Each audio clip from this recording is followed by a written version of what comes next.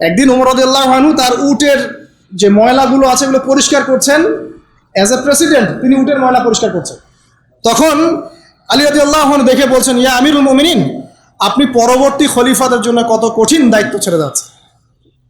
তখন তিনি বলছেন, ইয়া আবুল হাসান ওয়ালা তালুমুনি, হে আবুল হাসান, আমাকে তুমি এভাবে বেশি প্রশংসা করে আমাকে ধ্বংস করো না।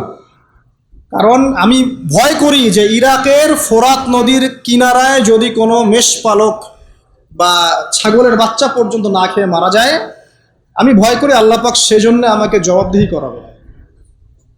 আর আমি তো আর আপনাদেরকে ম্যাচ করে দেখাতে পারবো না যে এই যুগে কি চলছে আর ওই যুগে কি চলতো।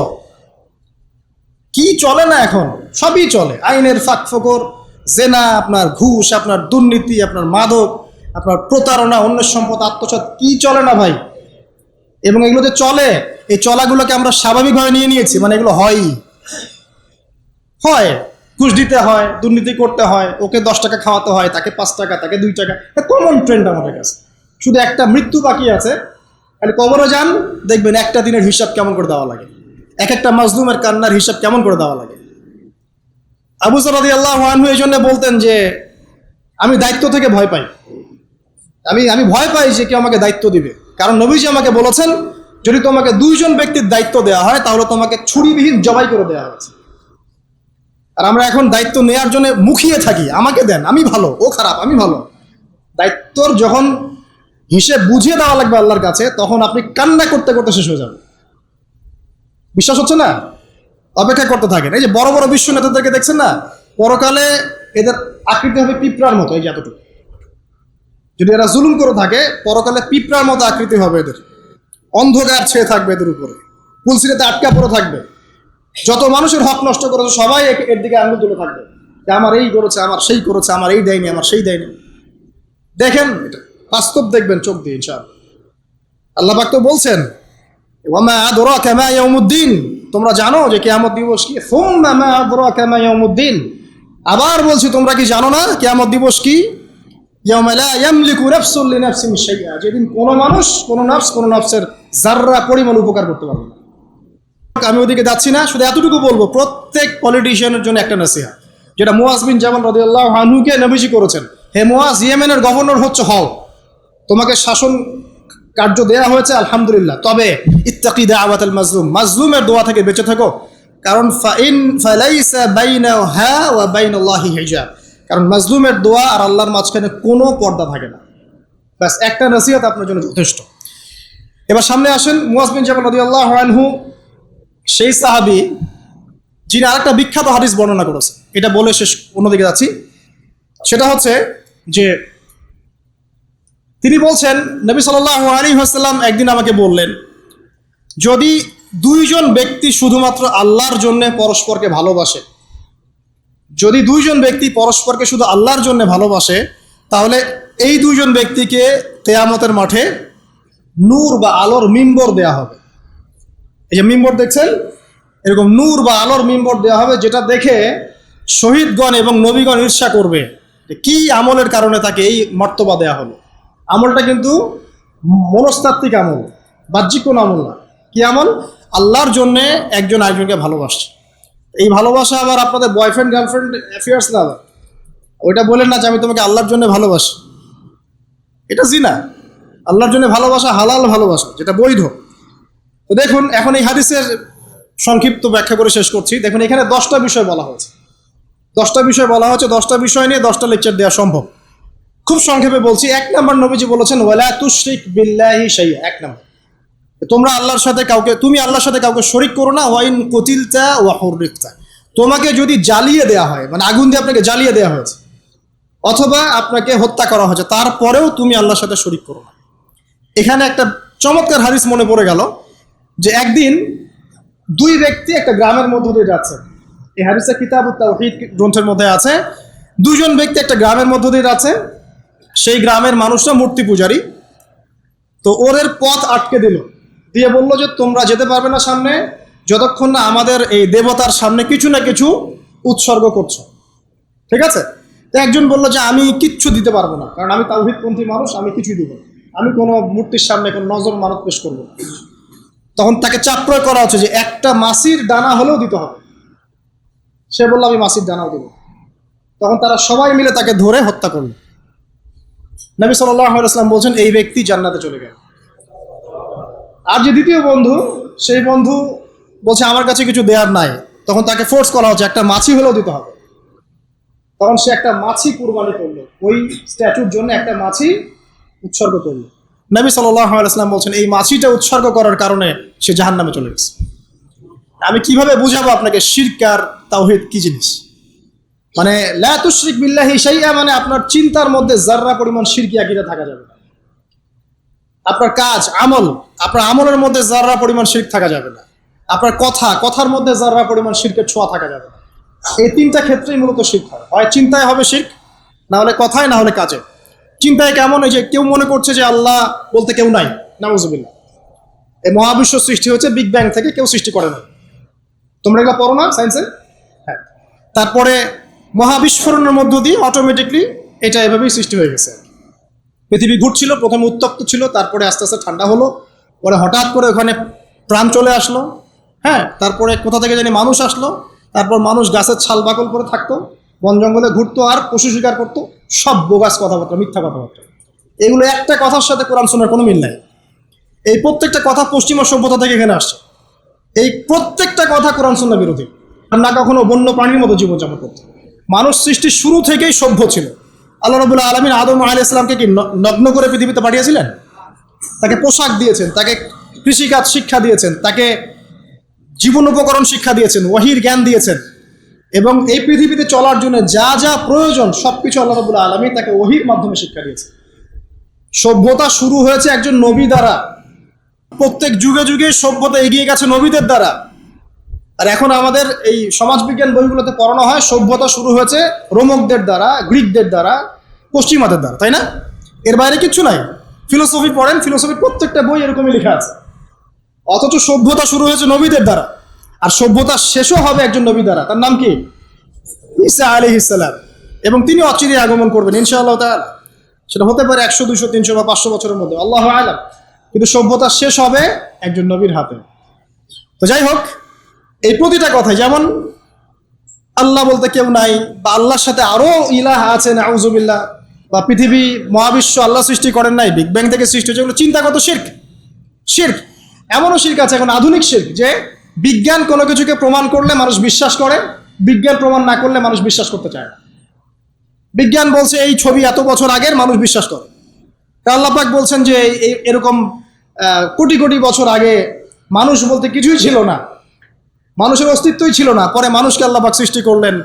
হ্যাঁ, তারপর নাম শেখালেন, জান্নাতে রাখলেন, পরে সেখানে পরীক্ষা নেওয়া হলো, দুনিয়াতে পাঠালেন। মানুষ বিশ্বাস করতে চায় না। বিজ্ঞান যদি বলে যে জান্নাত বলে কিছু আছে, মানুষ বিশ্বাস করবে। হ্যাঁ, নাসা যদি বলে জাহান্নাম বলতে কিছু আছে, মানুষ বিশ্বাস করবে। তো কোরআনে বলা আছে জান্নাত জাহান্নামের কথা, মানুষ বিশ্বাস করতে চায় না। নাস্তিকরা বলে এগুলো মৌলবাদী কথাবার্তা। ধর্মান্ধ নাকি আপনি? ধর্মান্ধ নতুন শব্দ এসেছে। অন্ধভাবেই ধর্ম পালন করতে হয়। ধর্ম কে নাজিল করেছেন? আল্লাহ পাক। আমি কি আল্লাহর চাইতে বেশি বুঝি?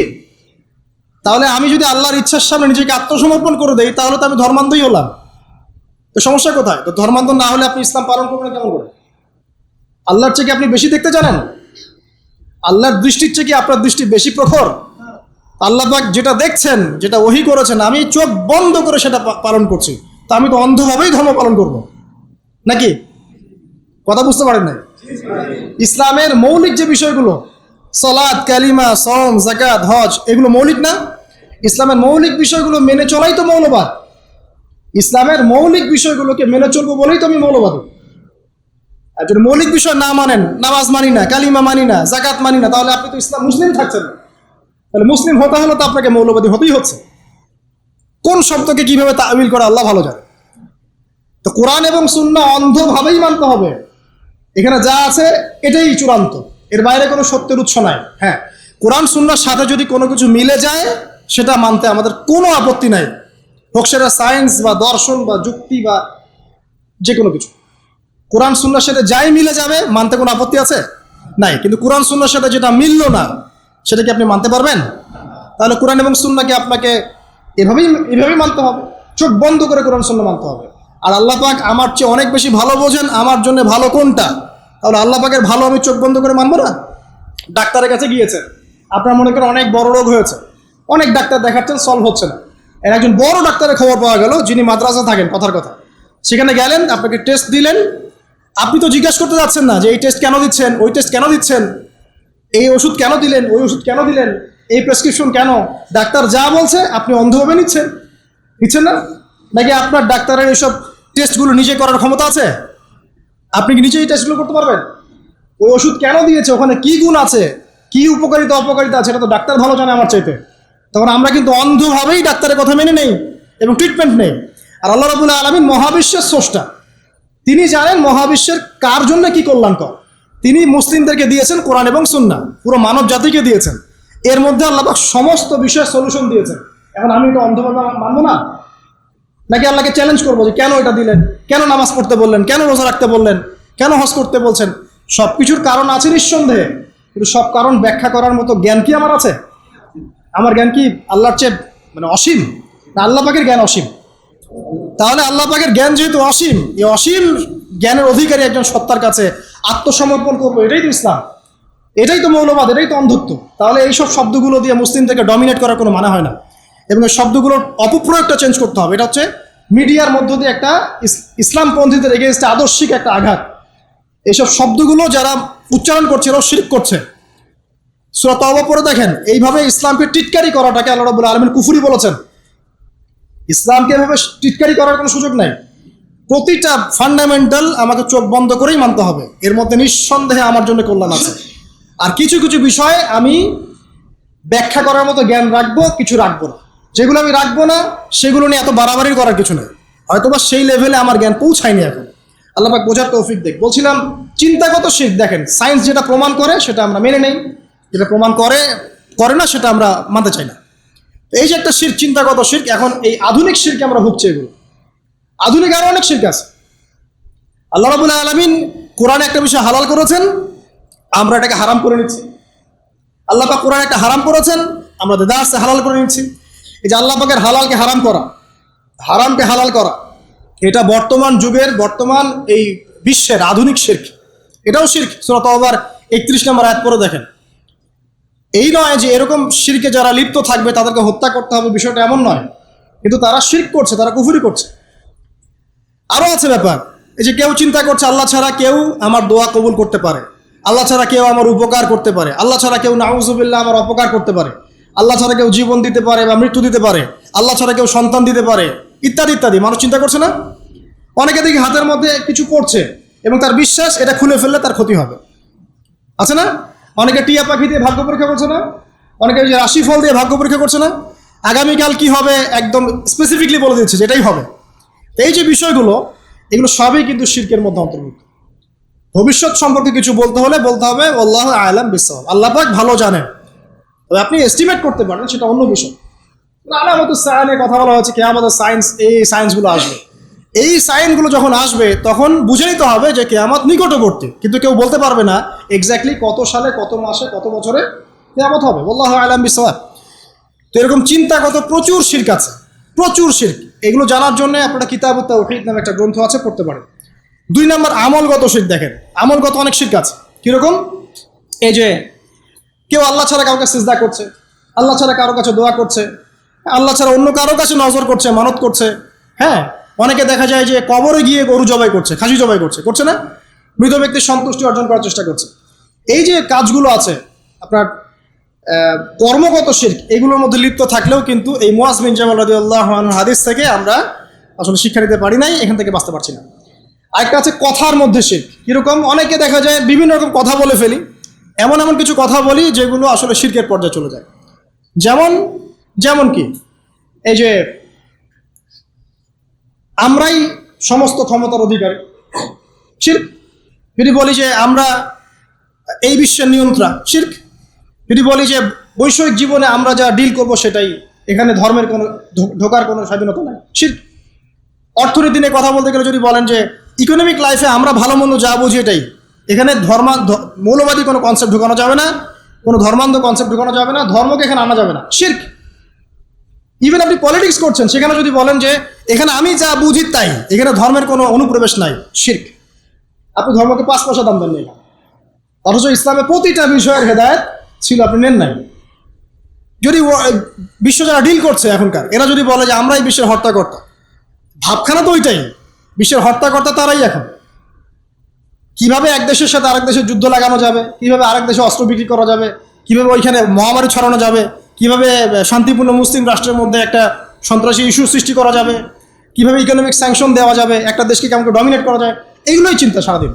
বিশ্বটাকে এখন নিয়ন্ত্রণ করছে বদ শ্রেণীর কিছু মানুষ, পাপী, বদ এবং ফাসেক, মোশরেক এবং কাফের টাইপের কিছু মানুষ, এবং এরা সারা বিশ্বটাকে ধ্বংস করে ফেলেছে।